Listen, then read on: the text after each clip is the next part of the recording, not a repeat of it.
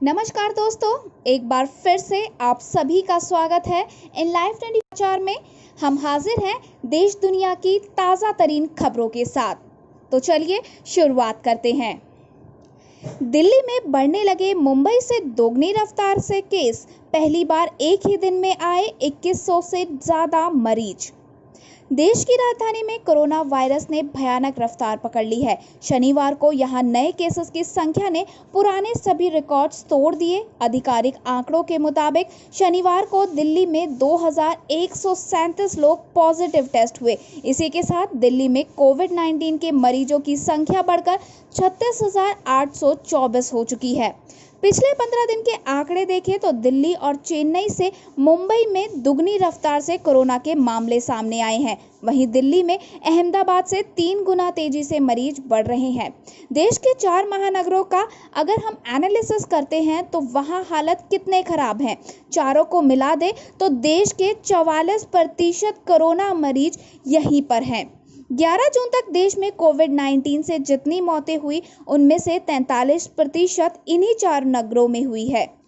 मुंबई में कोरोना के 54,000 से ज़्यादा मामले सामने आ चुके हैं। वहां रोज़ 1,000 से ज़्यादा केसेस आते हैं। हालांकि इन्फेक्शन रेट चेन्नई और मुंबई में तेज़ी से बढ़ा है। 29 मई के आंकड़ों के हिसाब से चेन्नई में 105% तो दिल्ली में 100% मरीज बढ़े हैं, जबकि मुंबई में 29 मई के मुकाबले 52% केस बढ़े हैं। पूरे देश में पिछले 2 हफ्तों के दौरान मामलों की संख्या में 72% का इजाफा हुआ है। वहीं राजधानी दिल्ली में कोरोना संकट बेकाबू होता दिख रहा है। ऐसे में केंद्रीय गृह मंत्री अमित शाह ने आज सुबह 11 बजे एक बैठक बुलाई है। इस बैठक में केंद्रीय स्वास्थ्य मंत्री डॉक्टर हर्षवर्धन, उपराज्यपाल अनिल बैजल, मुख्यमंत्री अरविंद केजरीवाल और एम्स के डायरेक्टर रणदीप गुलेरिया शामिल होंगे। गृह मंत्रालय के मुताबिक इस मीटिंग में दिल्ली में कोरोना संकट की स्थिति का जायजा लिया जाएगा, जिसमें राज्य आपदा प्रबंधन प्राधिकरण के सदस्य भी हिस्सा लेंगे। निशिकांत दुबे बोले, झारखंड में निर्दलीय विधायक सरयू राय राज्यसभा चुनाव में करेंगे बीजेपी का समर्थन। भाजपा सांसद निशिकांत दुबे ने शनिवार को कहा कि झारखंड के निर्दलीय विधायक सरयू राय 19 जून को होने वाले राज्यसभा चुनाव में भाजपा प्रत्याशी का समर्थन करने को सहमत हुए हैं। पूर्व भाजपा नेता राय के समर्थन के साथ भाजपा अपने प्रत्याशी एवं प्रदेश अध्यक्ष दीपक प्रकाश की जीत को लेकर आश्वस्त दिखाई दे रही है। गोड्डा से बीजेपी सांसद निशिकांत दुबे ने एक ट्वीट करते हुए निर्दलीय विधायक सरयू राय से राज्यसभा चुनाव में बीजेपी के उम्मीदवार और झारखंड बीजेपी अध्यक्ष दीपक प्रकाश को समर्थन देने का आग्रह किया था। इसके थोड़ी ही देर बाद सरयू राय की तरफ से भी ट्वीट किया गया और चुनाव में समर्थन देने के लिए हामी भरी गई। गुजरात में कोरोना वायरस के मामले 23,000 के पार पहुंचे। अब तक 1,449 लोगों ने गंवाई जान। गुजरात में शनिवार को कोविड-19 के 517 नए मामले सामने आए हैं, जिसके साथ ही राज्य में संक्रमितों की कुल संख्या 23,079 पहुंच गई, जबकि 33 और मौत होने से मृतकों की संख्या 1,449 हो चुकी है। इन मौतों में 26 मौतें अकेले अहमदाबाद में हुई है। राज्य के स्वास्थ्य विभाग ने ये जानकारी मुहैया कराई है। विभाग की ओर से जारी प्रेस रिलीज में कहा गया है कि अहमदाबाद से 255 और सूरत से 88 मरीजों सहित कुल 390 रोगियों को उपचार के बाद स्वस्थ होने पर अलग अलग अस्पतालों से छुट्टी दे दी गई है। इससे ठीक हुए लोगों की संख्या 15,891 पर पहुंच गई है। विभाग के मुताबिक गुजरात में अब 5,739 मरीजों का इलाज चल रहा है। इनमें से 61 मरीज वेंटिलेटर पर हैं। अहमदाबाद में 26 मरीजों की मौत हुई है। इसके अलावा 3 मौत सूरत में, 2 अमरेली में और एक मौत भावनगर और पाटन जिले में हुई है। इसके साथ ही राज्य में अब तक 2,83,623 नमूनों की जांच की गई है। वहीं 2,11,867 लोगों को क्वारंटीन में रखा गया है। मौसम विभाग ने देश के कई हिस्सों में जारी किया अलर्ट, भारी बारिश का है अनुमान। देश के दक्षिणी हिस्सों में मानसून का आगमन हो चुका है। मानसून सामान्य रफ्तार से आगे बढ़ रहा है। दक्षिण भारत और गोवा को पार करते हुए महाराष्ट्र, छत्तीसगढ़, ओडिशा के अधिकांश हिस्सों में पहुंच चुका है। अगले 24 घंटों के दौरान पश्चिम बंगाल, झारखंड, बिहार, ओडिशा के कुछ हिस्सों, छत्तीसगढ़, दक्षिण पूर्वी मध्य प्रदेश, तटीय कर्नाटक, कोंकण, गोवा और गुजरात क्षेत्र में हल्की से मध्यम बारिश जारी रहने के आसार है। वहीं मौसम विज्ञान ने रविवार को मानसून के मध्य प्रदेश के दक्षिणी इलाके से दाखिल होने की संभावना जताई है। साथ ही रविवार से प्रदेश के दक्षिण पश्चिम क्षेत्र में अच्छी बरसात का सिलसिला शुरू हो जाएगा। वहीं केंद्र के मौसम विभाग ने पिछले माह मध्य प्रदेश में मानसून के आगमन की अनुमानित तिथि 15 जून तय की है। इसके पूर्व लंबे समय से ये तारीख 10 जून निर्धारित थी। मौसम विज्ञान केंद्र के प्रवक्ता के मुताबिक मानसून मध्य महाराष्ट्र के कुछ और हिस्से, विदर्भ के अधिकांश हिस्से, छत्तीसगढ़ के कुछ और भाग, उड़ीसा, पश्चिम बंगाल, झारखंड के अलावा बिहार के कुछ हिस्सों में आगे बढ़ गया है। रविवार को मानसून दक्षिणी मध्य प्रदेश तक पहुंच जाएगा। वहीं शनिवार को राजधानी में सुबह से तेज धूप थी, लेकिन दोपहर बाद बादलों की आवाजाही शुरू हो गई। शाम को दक्षिण पूर्वी हवाओं ने मौसम को सुहावना बना दिया। मौसम विभाग के अनुसार अगले 2-3 दिन मौसम का मिजाज ऐसा ही रहने वाला है। उम्मीद है कि दक्षिण पूर्वी हवाएं नमी लेकर आ रही है और जम्मू कश्मीर पर पश्चिमी विक्षोभ का भी प्रभाव है। इसके चलते मौसम नरम बना हुआ है। प्रदेश में अलग अलग स्थानों पर छींटे व बौछारें पड़ रही है। इससे तापमान में कुछ कमी आई है। रविवार को अधिकतम तापमान 39 डिग्री के आसपास रहने की उम्मीद है। आंध्र प्रदेश 15 जून को फिर से खुलेगा। श्रीकालहस्ती मंदिर, सोमवार को होगा ट्रायल। कोरोना वायरस लॉकडाउन के 5वें में 15 जून को फिर आंध्र प्रदेश के चित्तौड़ में श्रीकालहस्ती मंदिर खोला जाएगा। मंदिर के कार्यकारी अधिकारी चंद्रशेखर रेड्डी कहते हैं कि मंदिर में सोमवार दोपहर से ट्रायल रन शुरू हो जाएगा, जिसमें मंदिर के कर्मचारी और मीडिया कर्मी आ सकेंगे। वहीं स्थानीय श्रद्धालुओं को मंगलवार से अनुमति दी जाएगी। गुटखा सिगरेट माफिया पर ऑपरेशन कर्क के जरिए बड़ी कार्रवाई, 400 करोड़ की टैक्स चोरी हुई उजागर। गुटखा सिगरेट पर टैक्स चोरी पकड़ने के लिए director general of GST intelligence और डायरेक्टरेट ऑफ रेवेन्यू इंटेलिजेंस द्वारा 15 दिनों से जारी कार्रवाई का ऑपरेशन कर्क नाम दिया गया है। अब तक 400 करोड़ की टैक्स चोरी पकड़ी जा चुकी है। गुटखा तस्करी के इस गिरोह के केंद्र में मध्य प्रदेश के इंदौर, उज्जैन के कारोबारी और 3 कंपनियां हैं। गुटखा तस्करी के इस गिरोह के केंद्र में मध्य प्रदेश के इंदौर, उज्जैन के कारोबारी और 3 कंपनियां हैं। शातिर तस्करों ने डमी व्यक्तियों के नाम से ये कंपनियां बनाई थी। जांच एजेंसियों ने पहले एक पाकिस्तानी नागरिक को गिरफ्तार किया था। अब 3 और व्यक्तियों को गिरफ्तार किया है। ये वही डमी लोग हैं जिनके नाम पर कंपनी बनाकर सरगना गुटखा तस्करी को अंजाम दे रहे थे। महाराष्ट्र में पेड़ से जा टकराई कार, 1 की मौत, 3 हुए घायल। महाराष्ट्र में बड़ा हादसा सामने आया है। दरअसल ठाणे के घोड़बंदर रोड पर शनिवार को एक कार के पेड़ से टकरा जाने से 1 की मौत और 3 लोग घायल हो गए। घायलों का अस्पताल में इलाज चल रहा है। यह हादसा ठाणे के घोड़बंदर रोड पर शनिवार को हुआ, जब तेज रफ्तार कार ने अपना नियंत्रण खो दिया और वो पेड़ से टकरा गई। हादसे में घायल लोगों को अस्पताल में भर्ती कराया गया है, जहां उनका इलाज चल रहा है। आपको बता दें कि पिछले कुछ दिनों में इस तरह के कई सड़क हादसे सामने आए हैं। शुक्रवार को भी हिमाचल प्रदेश के मंडी में पिकअप जीप गहरी खाई में गिर गई थी। इसमें इधर 3 लोगों की मौत हो चुकी है। वेटिंग टिकट से यात्रा कर रही महिला यात्री को ट्रेन से उतारा गया, फिर मचा हंगामा। कोरोना वायरस के प्रसार को रोकने के लिए लागू किए गए रेलवे के नए नियम कर्मचारियों पर भारी पड़ गए।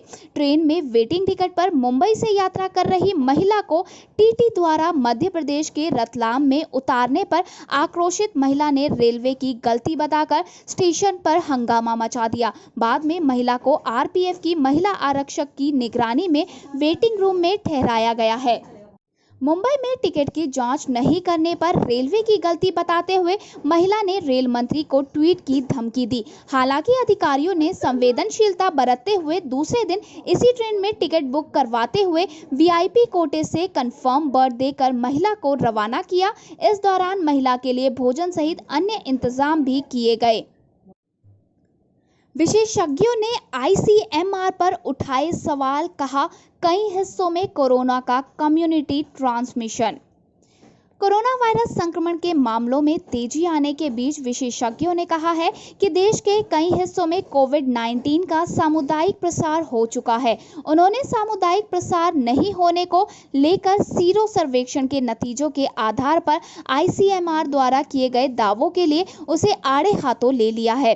विशेषज्ञों ने कहा है कि ये मौजूदा स्थिति को परिलक्षित नहीं करता और सरकार सच्चाई को स्वीकार करने में अड़ियल रुख दिखा रही है। देश के कई हिस्सों में सामुदायिक प्रसार पर जोर देते हुए विशेषज्ञों ने सरकार से कहा कि वो इसे स्वीकार करे, जिससे लोग लापरवाह ना हो। भारतीय सेना ने किया घुसपैठ नाकाम, पाकिस्तान की कई चौकियां की गई तबाह। पाकिस्तानी सेना अंतर्राष्ट्रीय सीमा और नियंत्रण रेखा पर तनाव बढ़ाने पर आमदा है। शनिवार को भी पाकिस्तान ने कठुआ जिले के हीरानगर सेक्टर, पुंछ जिले के शाहपुर किरनी सेक्टर और बारामूला के उड़ी सेक्टर में रिहायशी क्षेत्रों में भारी गोलाबारी की। हर जगह पाकिस्तान को कड़ा जवाब मिला। पुंछ में भारतीय सेना ने घुसपैठ के प्रयास को नाकाम बना दिया। यहां जवाबी कार्रवाई में पाक सेना की 3 से 4 चौकियों को नुकसान पहुंचा है। उड़ी में भी पाकिस्तान की चौकियों को नुकसान पहुंचने की सूचना मिली है। जानकारी के अनुसार शनिवार शाम करीब 6 बजे पाकिस्तानी सेना ने शाहपुर किरनी सेक्टर में सैन्य चौकियों व रिहायशी क्षेत्रों में गोलाबारी शुरू कर दी। इसी दौरान आतंकियों के एक दल ने घुसपैठ का प्रयास किया। भारतीय सेना की जवाबी कार्रवाई के बाद आतंकी वापस भाग गए। इस कार्रवाई में पाक सेना की 3 से 4 चौकियों को नुकसान पहुंचा है। वहीं पाकिस्तानी सेना ने लगातार दूसरे दिन उड़ी सेक्टर में संघर्ष विराम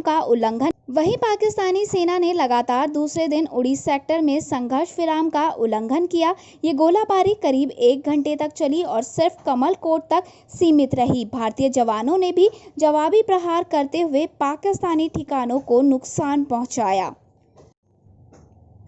प्रेमिका से मिलने गर्ल्स हॉस्टल में पाइप के सहारे चढ़ रहा डॉक्टर गिरा, हुई मौत। कई बार दुस्साहस आपको मौत के पास पहुंचा देती है। इंदौर के इंडेक्स मेडिकल कॉलेज में ऐसा ही कुछ एक वाकया हुआ। शनिवार तड़के एक डॉक्टर की 4थी मंजिल से गिरने से मौत हो गई। वो बॉयज हॉस्टल में रहता था और गर्ल्स हॉस्टल में रहने वाली अपनी प्रेमिका से मिलने पाइप के सहारे चढ़कर जा रहा था। अचानक पाइप टूट गया और 4थी मंजिल से वो पीठ के बल नीचे आ गिरा। उसकी मौके पर ही मौत हो गई।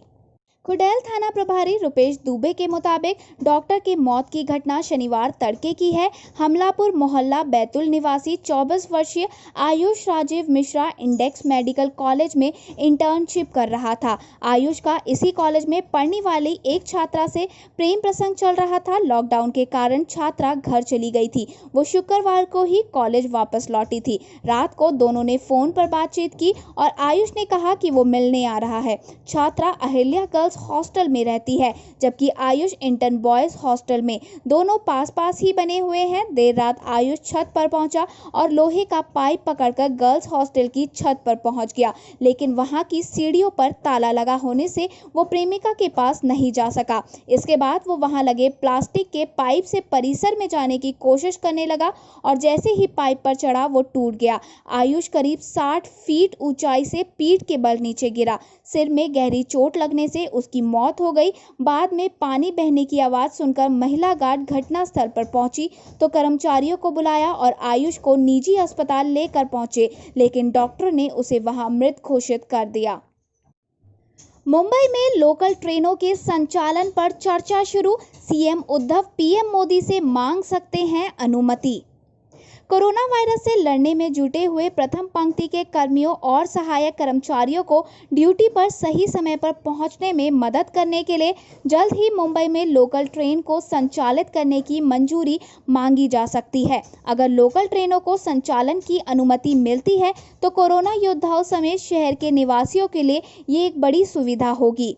माना जा रहा है कि 17 जून को प्रधानमंत्री नरेंद्र मोदी के साथ होने वाली वीडियो कॉन्फ्रेंसिंग बैठक में महाराष्ट्र के मुख्यमंत्री उद्धव ठाकरे मुंबई में उपनगरीय रेल सेवाओं को फिर से शुरू करने की मांग कर सकते हैं। हालांकि अधिकारियों की माने तो रेलवे अधिकारियों, राज्य के अधिकारियों और गृह मंत्रालय के बीच बातचीत का दौर जारी है। माना जा रहा है कि जरूरी कार्यों में लगे होने के लिए लोकल ट्रेन की सेवाएं सोमवार से शुरू हो सकती है। राहुल गांधी बोले, सरकार दे नकद राशि वरना मध्य वर्ग हो जाएंगे गरीब और पूंजीपति बन जाएंगे देश के मालिक। देश भर में कोरोना और लॉकडाउन की वजह से व्यापार और अर्थव्यवस्था पर भारी असर पड़ा है। रिपोर्ट्स के मुताबिक इस वैश्विक महामारी की वजह से लाखों करोड़ों लोग बेरोजगार हो गए हैं और कईयों को नौकरी से भी हाथ धोना पड़ गया है। ऐसी ही एक खबर पर प्रतिक्रिया देते हुए कांग्रेस के पूर्व अध्यक्ष राहुल गांधी ने केंद्र सरकार को इस समस्या से निपटने के लिए एक सुझाव दिया है। उन्होंने दावा किया है कि अगर सरकार ने अर्थव्यवस्था को शुरू करने के लिए नकद राशि खर्च नहीं की तो देश के गरीब तबाह हो जाएंगे और साठ-गांठ वाले पूंजीपति देश के मालिक बन जाएंगे। उन्होंने एक निजी कंपनी में छटनी से जुड़ी खबर का हवाला देते हुए ट्वीट किया है, अगर भारत सरकार अर्थव्यवस्था को शुरू करने के लिए अब नकद नहीं डालती है तो गरीब तबाह हो जाएंगे, मध्य वर्ग नया गरीब हो जाएगा, साठ-गांठ वाले पूंजी पूरे देश के मालिक बन जाएंगे। गौरतलब है कि कोरोना वायरस से जुड़े संकट के आरंभ होने के बाद से ये मांग कर रही है कि देश में आर्थिक रूप से कमजोर परिवारों को अगले कुछ महीनों के लिए 7500 रुपए मासिक की मदद दी जाए। छोटे कारोबारी तथा नौकरियां बचाने के लिए भी वित्तीय पैकेज दिया जाए। वीडियो कॉन्फ्रेंसिंग के जरिए आज जम्मू कश्मीर जनसंवाद रैली को संबोधित करेंगे रक्षा मंत्री राजनाथ सिंह। भारतीय जनता पार्टी के वरिष्ठ नेता और वर्तमान रक्षा मंत्री राजनाथ सिंह आज वीडियो कॉन्फ्रेंसिंग के जरिए जम्मू कश्मीर जनसंवाद रैली को संबोधित करेंगे। हिमाचल प्रदेश सरकार ने कड़े किए नियम, राज्य में प्रवेश करने के लिए पहचान पत्र किया अनिवार्य। हिमाचल प्रदेश सरकार ने शनिवार को कहा कि राज्य में प्रवेश करने वाले लोगों को पहचान पत्र दिखाना होगा और स्पष्ट किया जाए कि रेड जोन से आने वाले लोगों को आइसोलेशन में रखा जाएगा। इस संबंध में एक वरिष्ठ अधिकारी ने बताया कि कोरोना वायरस से गंभीर रूप से प्रभावित रेड जोन से लोगों के आने के मामले सामने आए हैं, लेकिन ऐसे लोग दावा करते हैं कि वे ग्रीन जोन से आए हैं। इस कारण उन्हें आइसोलेशन केंद्रों में रुकने के बजाय हिमाचल प्रदेश में सीधे अपने घरों के लिए जाने की अनुमति मिल गई है। राज्य ने कोरोना वायरस से ज्यादा प्रभावित स्थानों की संशोधित सूची भी जारी की है। दिल्ली, मुंबई, चेन्नई, अहमदाबाद, ठाणे, पुणे, हैदराबाद, तमिलनाडु का चेंगलापट्टू, गुड़गांव, जयपुर, जोधपुर, कोलकाता, हावड़ा और इंदौर इस सूची में शामिल है। दिल्ली सरकार ने सभी अस्पतालों से मांगी कोविड-19 के इलाज पर आने वाले खर्चे की जानकारी।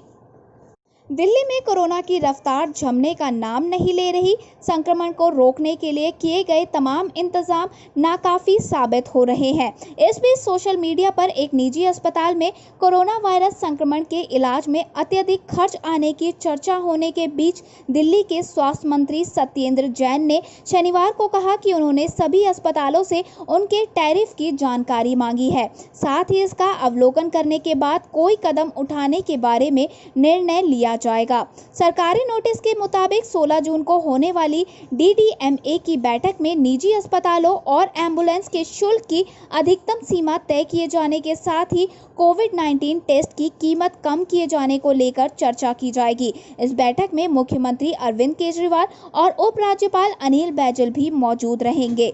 मैक्स अस्पताल की रेट कार्ड शुक्रवार को सोशल मीडिया पर फैल गई, जहां कई लोगों ने इस बात का जिक्र किया कि आम आदमी के लिए ये बहुत ज़्यादा है। वहीं अस्पताल ने भी इस पर अपनी सफाई पेश की है। जो रेट कार्ड ये अंकित है कि अस्पताल वेंटिलेटर के साथ आईसीयू के लिए 72,000 रुपए ले रहा है। वहीं अस्पताल चलाने वाले मैक्स हेल्थ केयर ने कहा कि सोशल मीडिया पर मौजूद इस दर सूची में सभी तथ्य शामिल नहीं है, जैसे कि नियमित जांच, नियमित दवाइयां, चिकित्सक और नर्स के शुल्क आदि को शामिल किया जाना। जैन ने कहा कि सभी अस्पतालों में ये कहा गया है कि वे कोविड-19 के इलाज के लिए अपनी फीस की जानकारी शेयर करें। आगे क्या करना है, इस बारे में हम प्रत्येक अस्पताल का अवलोकन करने के बाद फैसला करेंगे। नेपाल ने काला पानी, धारचूला और लिपुलेख को किया नक्शे में शामिल। भारत ने कहा ये मंजूर नहीं। भारत ने शनिवार को नेपाल की ओर से नक्शे में बदलाव करने और कुछ भारतीय क्षेत्र को शामिल करने से जुड़े संविधान संशोधन विधेयक को संसद के निचले सदन द्वारा पारित किए जाने पर कहा कि कृत्रिम विस्तार साक्ष्य और ऐतिहासिक तथ्यों पर आधारित नहीं है और ये मान्य नहीं होगा। भारत ने कहा है कि वो लंबित सीमा मुद्दों का बातचीत के जरिए समाधान निकालने की हमारी वर्तमान समझ का भी उल्लंघन है। विदेश मंत्रालय के प्रवक्ता अनुराग श्रीवास्तव ने अपने बयान में कहा कि हमने नेपाल द्वारा नए मानचित्र में बदलाव करने और कुछ भारतीय क्षेत्र को शामिल करने के संविधान संशोधन विधेयक वहां के हाउस ऑफ रिप्रेजेंटेटिव में पारित होने को देखा है। हमने पहले ही इस मामले में अपनी स्थिति स्पष्ट कर दी थी। उन्होंने कहा कि दावों के तहत कृत्रिम रूप से विस्तार साक्ष्य और ऐतिहासिक तथ्यों पर आधारित नहीं है और ये मान्य नहीं है। प्रवक्ता ने कहा कि ये लंबित सीमा मुद्दों का बातचीत के जरिए समाधान निकालने की हमारी वर्तमान समझ का भी उल्लंघन है। कुछ दिन पहले भी विदेश मंत्रालय के प्रवक्ता ने इस बारे में कहा था कि उत्तराखंड के काला पानी, धारचूला और लिपुलेख को शामिल करने के मुद्दे को लेकर नेपाल सरकार के सामने अपनी स्थिति पहले ही स्पष्ट कर दी है। गौरतलब है कि नेपाल में संसद के निचले सदन ने देश के एक राजनीतिक नक्शे को लेकर पेश किए गए संविधान संशोधक विधेयक को मंजूरी दे दी है। मतदान के दौरान संसद में विपक्षी नेपाल कांग्रेस, जनता समाजवादी पार्टी नेपाल, राष्ट्रीय प्रजातंत्र पार्टी ने संविधान की 30वीं अनुसूची में संशोधन से संबंधित सरकार के विधेयक का समर्थन किया। भारत के 7 सीमा गतिरोध के बीच इस नए नक्शे में लिपुलेख, काला पानी और लिम्बियाधुरा को नेपाल ने अपने क्षेत्र में दिखाया है। वहीं भारत और नेपाल के संबंध उस समय तनावपूर्ण हो गए जब रक्षा मंत्री राजनाथ सिंह ने सामरिक रूप से महत्वपूर्ण सड़क का 8 मई को उद्घाटन किया था, जो लिपुलेख दर्रे को धारचूला से जोड़ता है। नेपाल ने इस पर प्रतिक्रिया व्यक्त करते हुए दावा किया कि नेपाल के क्षेत्र से होकर गुजरता है। दक्षिण कश्मीर में सीआरपीएफ के 22 जवान कोरोना पॉजिटिव। जम्मू कश्मीर में अब तक 55 लोगों की मौत। दक्षिण कश्मीर में केंद्रीय रिजर्व पुलिस बल की अलग अलग बटालियनों के कम से कम 22 जवान कोरोना वायरस से संक्रमित पाए गए हैं। अधिकारियों ने शनिवार को बताया कि स्वास्थ्य अधिकारियों ने दक्षिण कश्मीर में विभिन्न बटालियनों के सीआरपीएफ जवानों के नमूने लिए थे, जिसमें से 22 में संक्रमण की पुष्टि हो चुकी है। उन्होंने बताया कि उनमें से किसी में भी हाल में कोई यात्रा नहीं की थी। अधिकारियों ने बताया है कि जवानों के संपर्क में आए लोगों की पहचान की जा रही है ताकि उन्हें पृथकवास में भेजा जा सके। पिछले 4 दिनों में ये दूसरी बार है जब इतनी बड़ी संख्या में सीआरपीएफ कर्मियों में संक्रमण की पुष्टि हुई है। दिल्ली में स्मृति ईरानी ने की वर्चुअल रैली, बोली 20 लाख करोड़ का पैकेज भारत को देगा नया अवसर। केंद्रीय मंत्री और बीजेपी नेता स्मृति ईरानी ने दिल्ली जनसंवाद रैली के जरिए पार्टी कार्यकर्ताओं को संबोधित किया। रैली को संबोधित करते हुए स्मृति ईरानी ने कहा कि संकट की घड़ी में जब आर्थिक झटका लगा हो, फिर भी प्रधानमंत्री जी ने 20 लाख करोड़ रुपए के आर्थिक पैकेज की घोषणा की है। ये पैकेज भारत को एक नया अवसर और एक नई ताकत देंगे। उन्होंने कहा कि मोदी जी 2014 में देश के प्रधानमंत्री बने और फिर 2019 में फिर से जनादेश प्राप्त किया और मोदी सरकार के दूसरे कार्यकाल का 1 वर्ष समाप्त हुआ है। ये 6 साल भारत को हर तरीके से आगे बढ़ाने के 6 साल रहे हैं। स्मृति ईरानी ने कहा कि प्रधानमंत्री जी ने 2 बार जनादेश मिलने के बाद 60 सालों की समस्याएं जो देश की एकता और अखंडता के साथ जुड़ी हुई थी, उनका निराकरण किया। भारत को आत्मनिर्भर बनाने का हमारे प्रधानमंत्री जी का संकल्प है, ये संकल्प पूरा होकर ही रहेगा।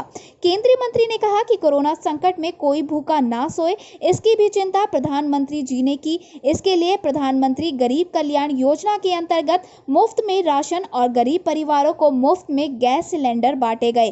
प्रधानमंत्री श्री नरेंद्र मोदी जी ने अनुच्छेद 370 हटाने, नागरिकता संशोधन कानून पास करने व श्री राम मंदिर के निर्माण का मार्ग प्रशस्त करने जैसे महत्वपूर्ण कदम उठाए हैं। वर्चुअल रैली को संबोधित करते हुए स्मृति ईरानी ने कहा कि जनता कर्फ्यू और लॉकडाउन का लोगों ने किस तरह से पालन किया वो प्रशंसा के योग्य है। कोरोना वॉरियर्स के सम्मान में देश सामने आया, ये देश का सामूहिक शक्ति है। श्री राम जन्मभूमि का विवाद वर्षों से चल रहा था। करोड़ों लोग राह देखते थे कि कब राम जन्मभूमि पर भव्य राम मंदिर बनेगा। मोदी सरकार को आपने दोबारा बहुमत दिया, सटीक तरीके से अपना पक्ष रखा गया और सुप्रीम कोर्ट ने राम जन्मभूमि के पक्ष में फैसला सुनाया। आचार्य बालकृष्ण का दावा, पतंजलि ने बना ली है कोरोना की दवा, 5 से 14 दिन में ठीक हो रहे हैं संक्रमित मरीज।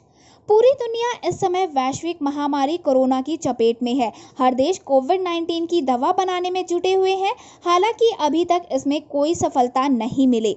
इसी बीच पतंजलि के सीईओ आचार्य बालकृष्ण ने कोरोना की दवाई बना लेने का दावा किया है। शनिवार को उन्होंने कहा कि हमारी दवाई से कोरोना संक्रमित मरीज 5 से 14 दिन के अंदर पूरी तरह से स्वस्थ हो रहे हैं। न्यूज एजेंसी ANI से बात करते हुए आचार्य बालकृष्ण ने कहा कि जैसे ही हमें कोरोना वायरस के बारे में पता चला, हमने वैज्ञानिकों की टीम को नियुक्त कर दिया। वे लोग दिन रात काम कर रहे थे। हमने पहले सिमुलेशन किया और उसके बाद ट्रायल किया गया। उन्होंने कहा कि हमने ऐसे कंपाउंड्स खोजे हैं जो कोरोना वायरस से लड़ सके। पतंजलि CEO ने कहा कि हमने पहले औषधियों का ट्रायल बीमारी से प्रिवेंशन के तौर पर किया है। औषधियों को प्रिवेंशन के तौर पर इस्तेमाल करने वालों की संख्या लाखों में है। इसके बाद हमने क्लिनिकल केस स्टडी किया और कोरोना संक्रमित सैकड़ों मरीजों को हमने औषधि दी है। हमारा रिजल्ट 100% रहा। 70 से 80% लोग 5-6 दिन में ठीक हो गए। मरीजों को पूरी तरह से ठीक होने में अलग अलग टाइम लगा। कोई मरीज 5 दिन तो कोई 10 दिन में ठीक हुआ। हमने देखा कि सभी मरीज 14 दिन के अंदर पूरी तरह स्वस्थ हो गए और उनका कोरोना टेस्ट नेगेटिव रहा। गुजरात के सूरत में 23 मजदूरों के कोरोना पॉजिटिव होने के बाद 8 हीरा कारखाने हुए बंद। गुजरात के सूरत शहर में कुछ हीरा कारखानों में कार्यरत 23 श्रमिकों को कोरोना वायरस से संक्रमित पाए जाने के बाद नगर निकाय अधिकारियों ने लगभग 8 ऐसी फर्मों को आंशिक रूप से बंद करने के आदेश दिए हैं और उनके अन्य कर्मियों को 14 दिवसीय पृथकवास में भेजने के लिए कहा है।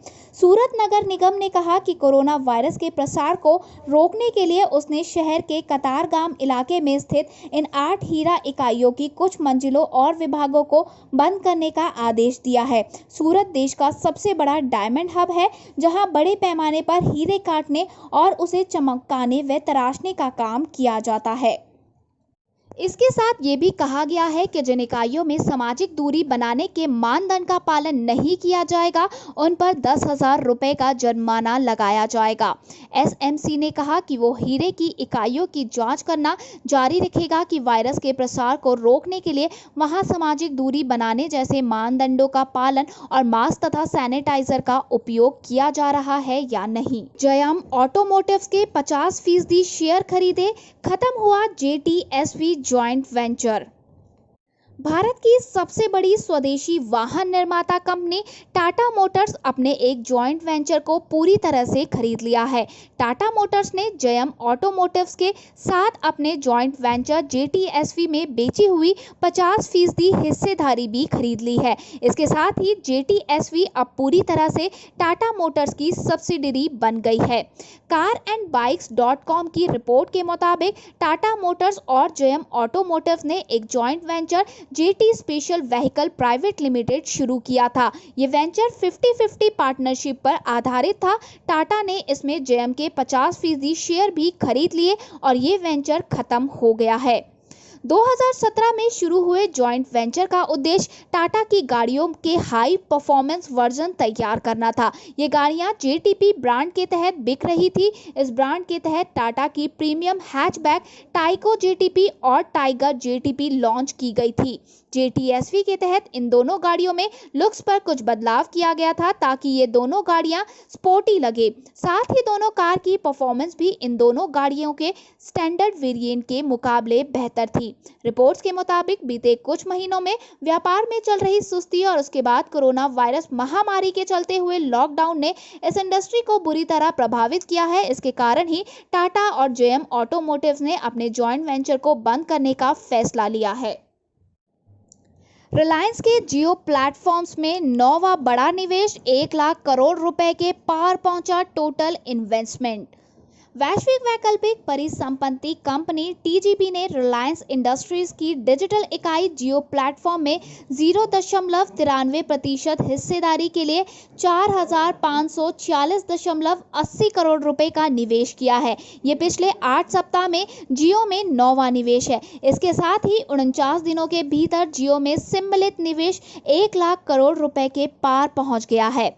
रिलायंस इंडस्ट्रीज ने शनिवार को एक बयान में कहा कि टीजीपी ने जियो प्लेटफॉर्म में 0.93% हिस्सेदारी के बदले ये निवेश किया है। उसने कहा कि इस सौदे में जियो प्लेटफॉर्म्स का शेयर मूल्यांकन 4.91 लाख करोड़ रुपए और उपक्रम मूल्यांकन 5.16 लाख करोड़ रुपए किया गया। सरकार ने पूरी कर दी विपक्ष की बड़ी मांग, पीएम केयर्स फंड का अब होगा ऑडिट। पीएम केयर्स फंड के ऑडिट के लिए दिल्ली की एक फर्म को जिम्मा सौंप दिया गया है। लाइव मिंट की खबर के मुताबिक दिल्ली स्थित chartered accountancy firm SARC and associates प्रधानमंत्री की नागरिक सहायता और आपातकालीन स्थिति फंड का ऑडिट करेगा। स्वतंत्र ऑडिटर को 3 साल के लिए नियुक्त किया गया है। फंड पर अक्सर पूछे जाने वाले प्रश्नों के सेट में दिए गए विवरण के अनुसार इस वित्तीय वर्ष के अंत में पीएम केयर्स फंड का ऑडिट किया जाएगा। मैकडॉनल्ड्स ने शुरू किए अपने रेस्टोरेंट, सुरक्षा उपायों का रखा जाएगा खास ध्यान।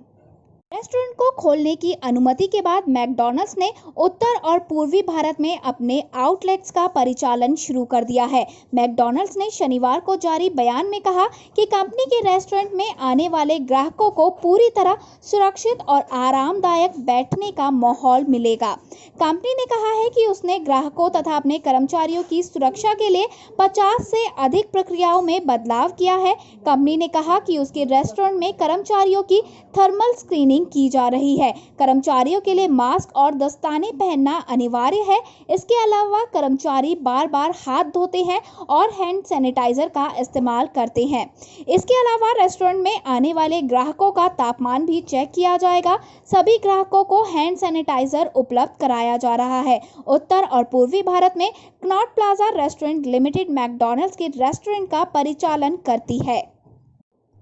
मुन्ना भाई एमबीबीएस के एक्टर सुरेंद्र राजन फंसे मुंबई में, सोनू सूद भेजेंगे अब घर। कोरोना वायरस की वजह में देश में लॉकडाउन लगा है, जिससे कई मजदूर अपने घर से दूर फंसे हुए हैं। मुंबई में फंसे प्रवासी मजदूरों की मदद के लिए सोनू सूद आगे आए और उन्होंने अब तक कई हजारों मजदूरों को उनके घर तक पहुंचाया है। इतना ही नहीं, दूसरे शहरों में भी जो लोग फंसे थे उन्हें भी बस और ट्रेन फ्लाइट के जरिए घर पहुंचाया गया है। हाल ही में खबर आई है कि सोनू की फिल्म आर राजकुमार में उनके साथ काम कर चुके एक्टर सुरेंद्र राजन एक शूटिंग के सिलसिले में मुंबई आए थे, लेकिन वायरस के चलते सभी शूटिंग कैंसिल हो गई और वो 3 महीने से मुंबई में ही फंसे हुए हैं। रिपोर्ट्स के मुताबिक सोनू को इस बारे में जैसे ही पता चला, उन्होंने सुरेंद्र को फोन लगाकर उनकी सारी डिटेल मांगी। उन्होंने सुरेंद्र से कहा कि वे उन्हें 17 से 18 जून तक उनके घर सतना भेज देंगे।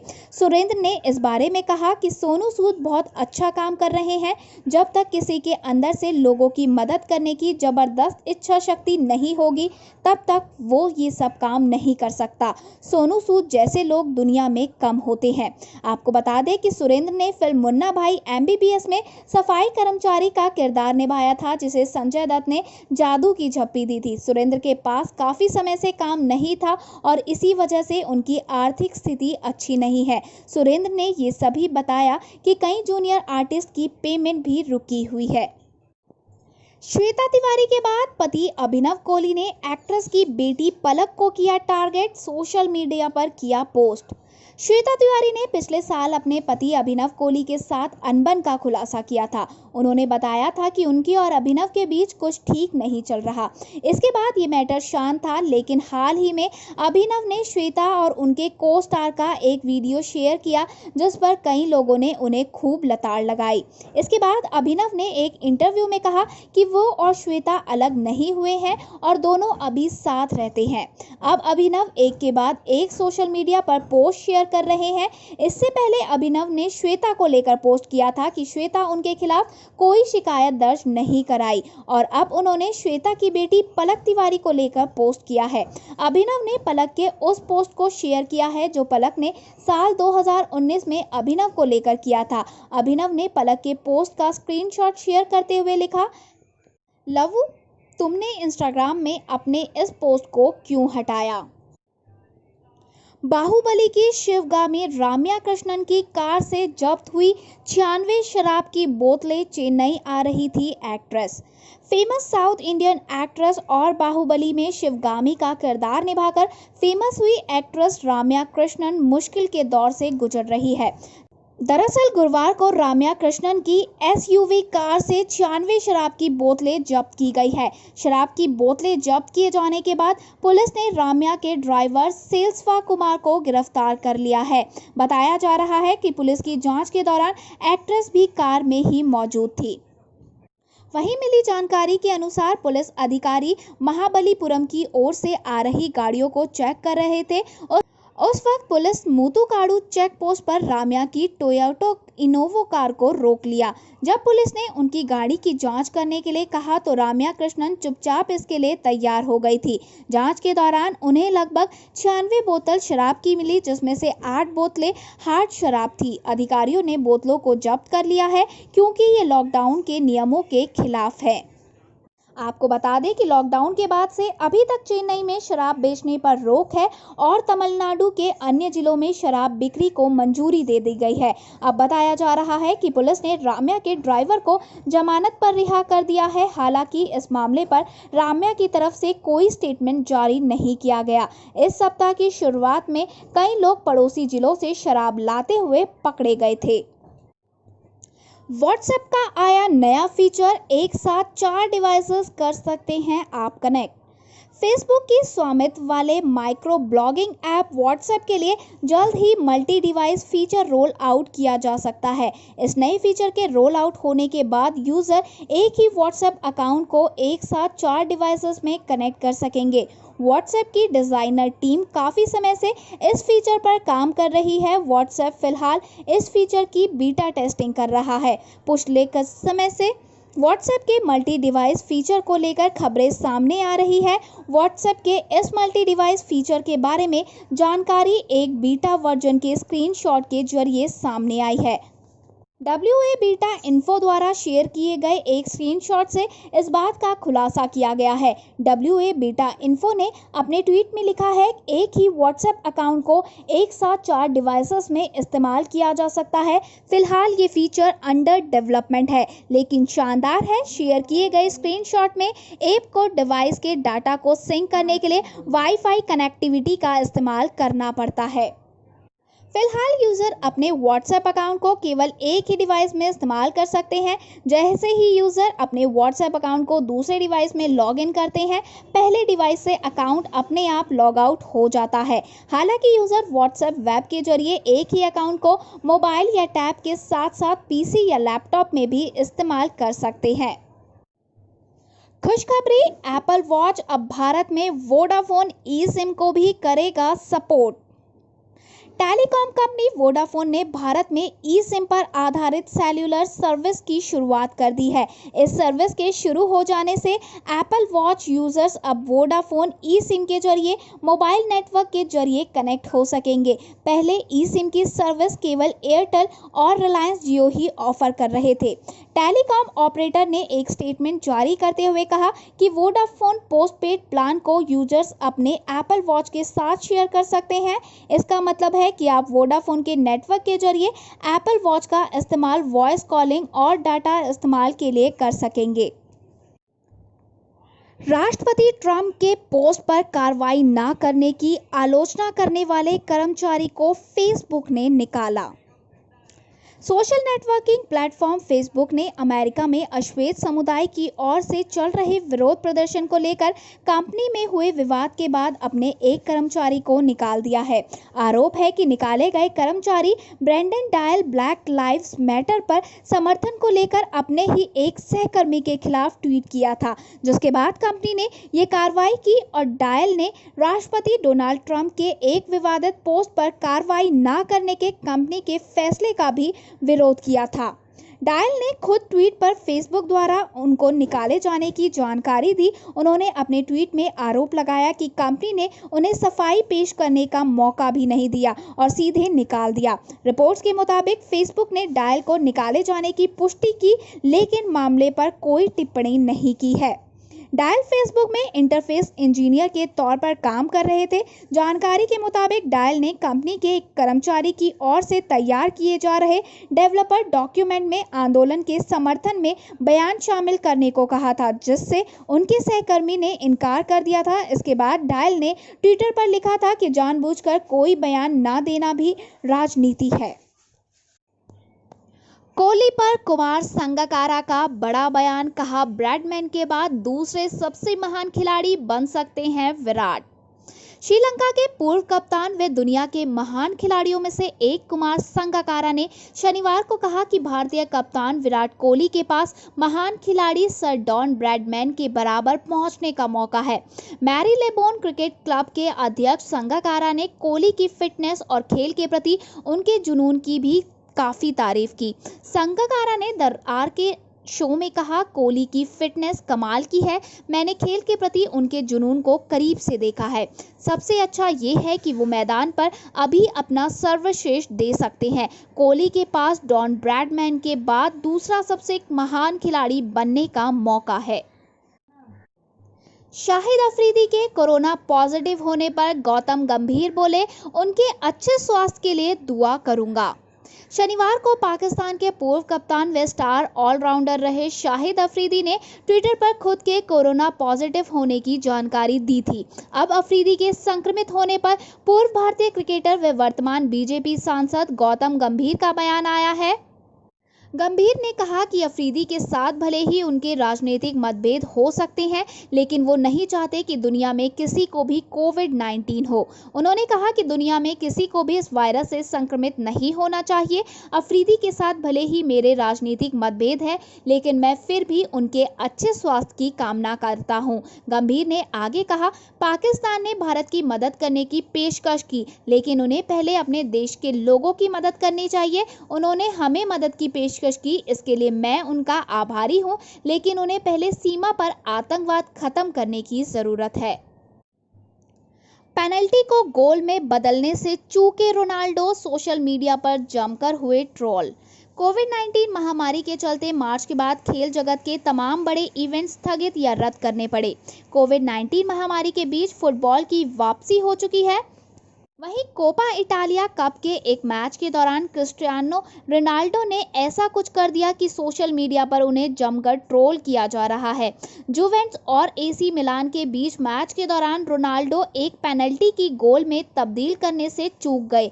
कोविड-19 महामारी के प्रकोप के बाद ये पहला मौका था जब रोनाल्डो मैदान पर खेलने उतरे थे। मैच जब शुरू हुआ तो मैच के 16वें मिनट में एसी मिलान के फुटबॉलर रेबिच ने फाउल किया गया, जिसके जिसके चलते उन्हें रेफरी ने रेड कार्ड दिखाया और मैदान से बाहर जाने को कह दिया। इस घटना के तुरंत बाद जुवेंटस की टीम को पेनल्टी मिली। रोनाल्डो ने पेनल्टी शॉट लेने की जिम्मेदारी उठाई, लेकिन वो ऐसा नहीं कर सके।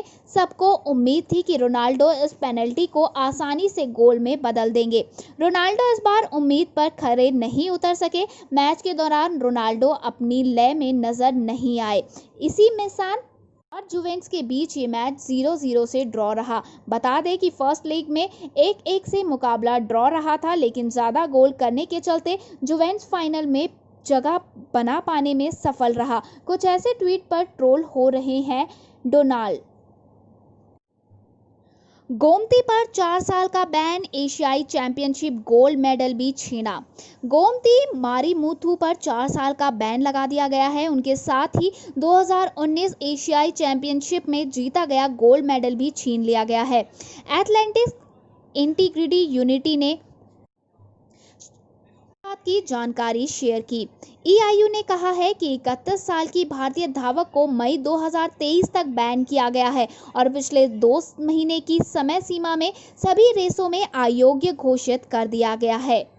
वहीं गोमती को 2019 एशियाई चैंपियनशिप में एनाबॉलिक स्टेरॉयड नॉन-रोलन के सेवन का दोषी पाया गया था। उनका बी सैंपल भी पॉजिटिव पाए जाने के बाद ये फैसला लिया गया है। इसके बाद उनके 3 और टेस्ट पॉजिटिव पाए गए हैं। 18 मार्च से 17 मई 2019 के बीच उन्होंने जितने भी टूर्नामेंट में हिस्सा लिया था उसमें उनकी भागीदारी को रद्द कर दिया गया है। गोमती अब खेल पंचायत न्यायालय के इस फैसले के खिलाफ अपील कर सकती है।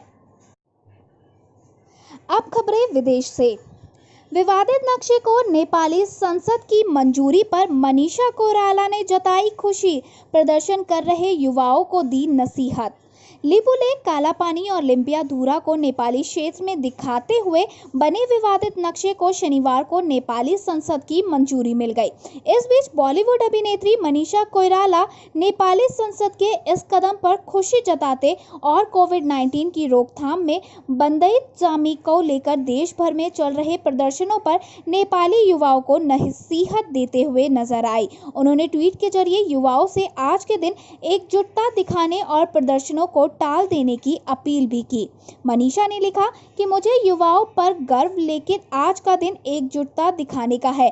मुद्दे जायज हैं, लेकिन उन्हें उठाने के लिए बाकी सारे दिन हैं। मुझे उम्मीद की किरण नजर आ रही है। देश का नेतृत्व संभालने वाली अगली पीढ़ी ज्यादा सतर्क और जिम्मेदारी से काम लेगी। ट्रंप बोले, अगर मैं नवंबर में चुनाव हारा तो देश के लिए होगा बुरा, लेकिन शांति से कार्यालय छोड़ दूंगा। अमेरिकी राष्ट्रपति डोनाल्ड ट्रंप ने उन आशंकाओं को खारिज कर दिया जिसमें ये डर जताया गया कि अगर ट्रंप नवंबर में चुनाव हारते हैं तो स्वेच्छापूर्वक कार्यालय नहीं छोड़ेंगे। हालांकि उन्होंने ये भी कहा कि अगर वो दोबारा नहीं चुने जाते तो देश के लिए ये बुरा होगा। हालांकि राष्ट्रपति ने कभी इस तरह के संकेत नहीं दिए कि वो अगला चुनाव हार जाते हैं तो कार्यालय नहीं छोड़ेंगे।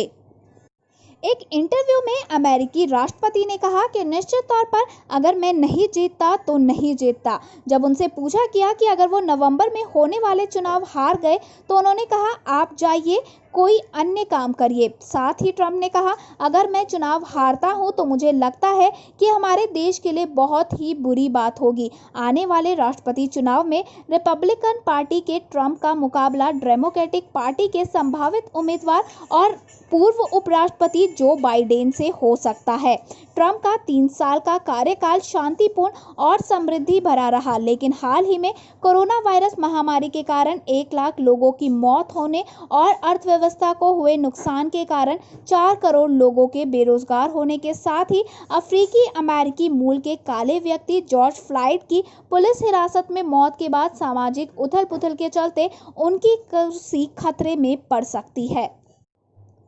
सादगी के साथ मनाया गया क्वीन एलिजाबेथ II का जन्मदिन। कोरोना की वजह से शाही परिवार का कोई सदस्य नहीं हुआ शामिल।